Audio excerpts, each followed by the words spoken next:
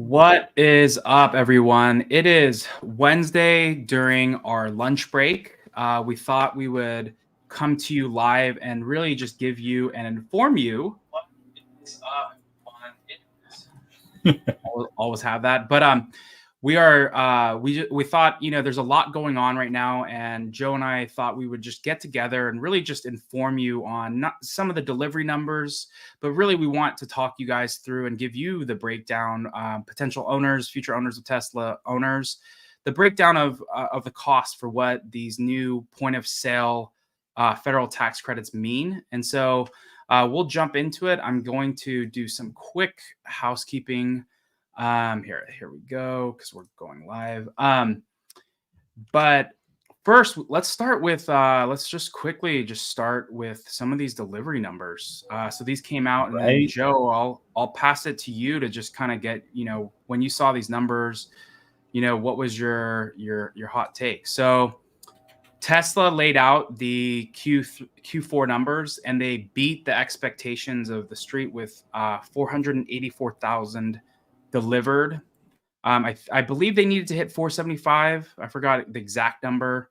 And they produced 495,000. The full year, they delivered 1.81 million, 38% year-over-year growth, and production was 1.85 million with 35% year-over-year growth.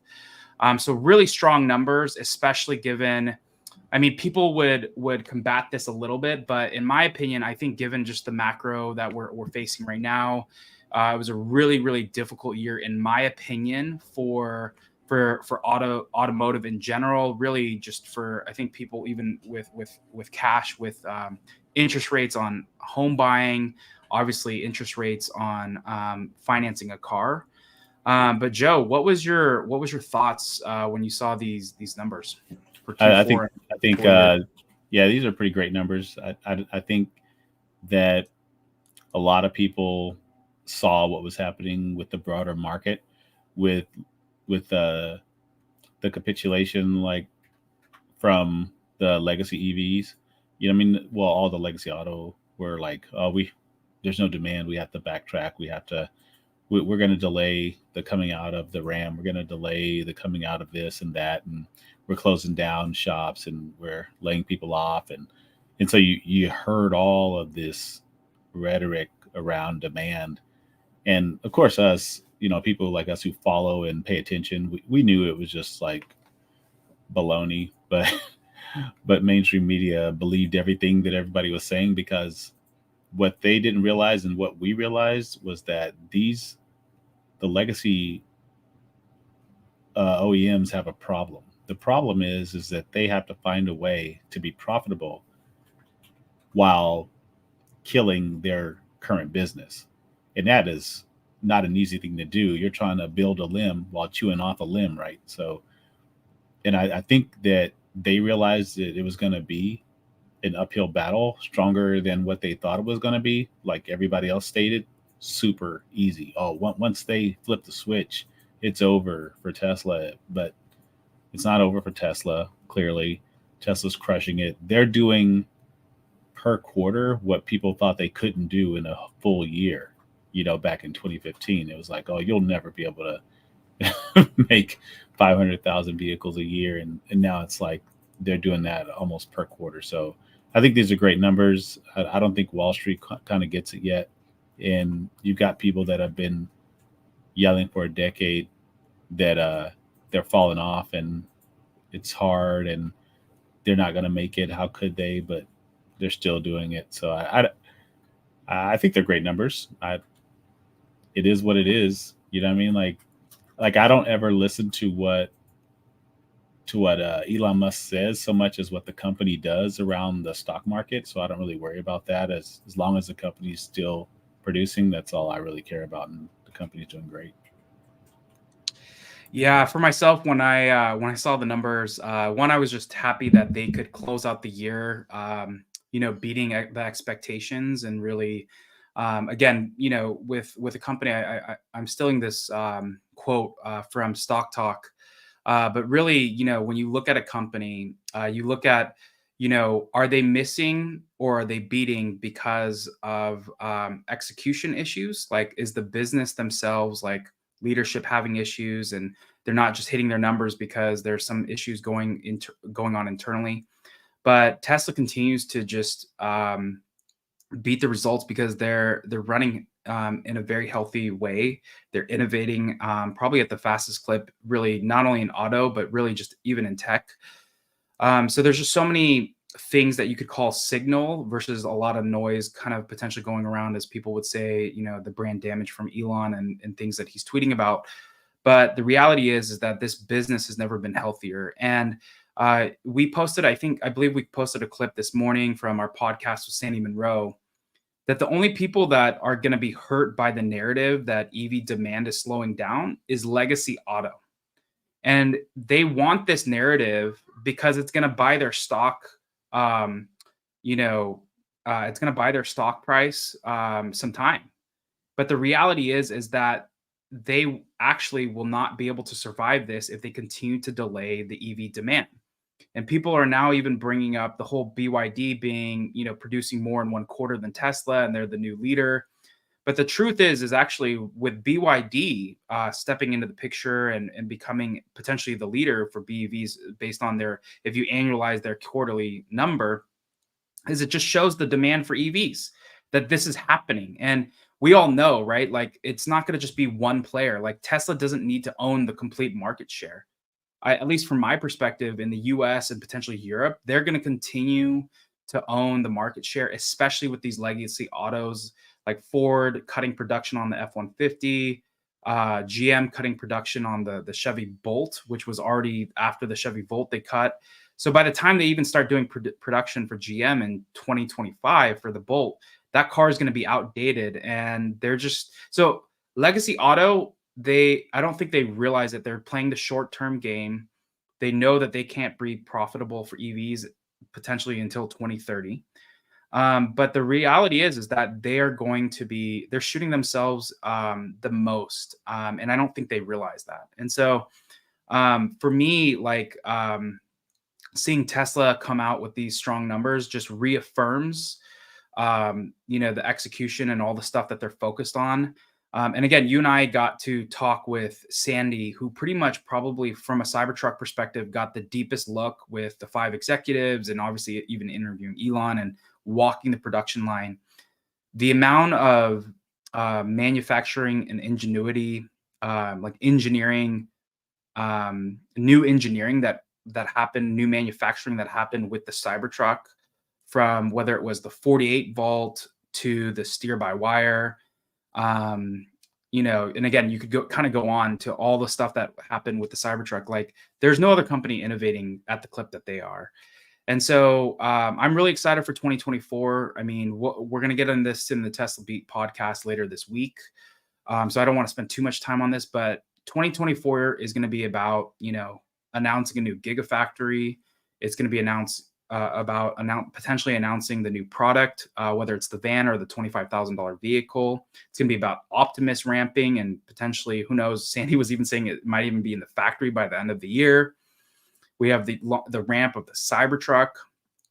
And that's just touching the surface of what this company is doing. And what's exciting is that if you are looking for a new car, I mean, Teslas are going to be the best cars out there to buy. And now, as people buying a car, you can actually get the federal tax credit up front. And so it's really exciting to see. Sorry, did you have any other thoughts on, before we jump into that, but any other thoughts on what I just said? All right.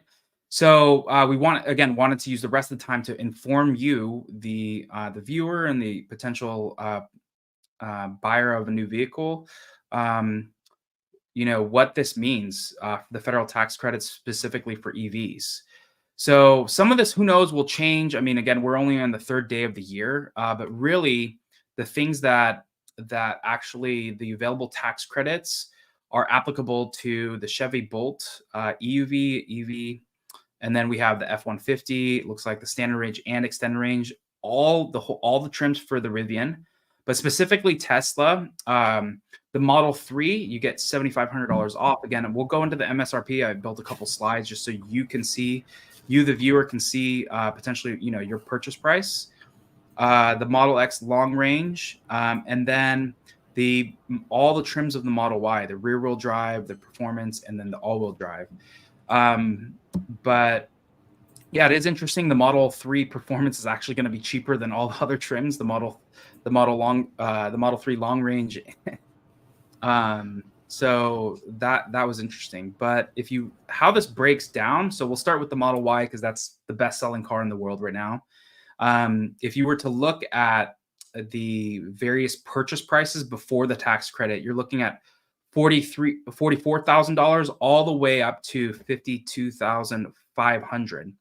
But the way it breaks down, so I put the numbers specifically on the left.